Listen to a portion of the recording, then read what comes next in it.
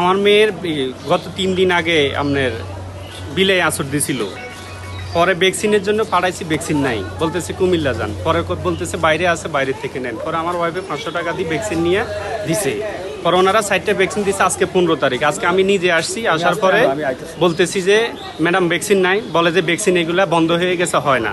তো বলতেছি যে আমরা তো ঢাকা ছিলাম, আমরা জুলাই যোদ্ধা, আপনি আমাকে একটু বলেন, আমি ঢাকা থেকে একটা কমপ্লেন দিয়ে দিব কেন ভ্যাকসিন নেই। কেন কিছুদিন আগে ভ্যাকসিন না থাকার কারণে একটা সাপে কাটা রুগী আমাদের এই হসপিটালে মারা গেছে, এখান থেকে বান ছাইরা দিছে নাকি ওনারা। তখন আমি বলছি, আর উনি আমার সাথে উত্তেজিত শুরু হয়েছে, আপনি কে, আপনি কেন অভিযোগ দিবেন, আপনি কি করবেন।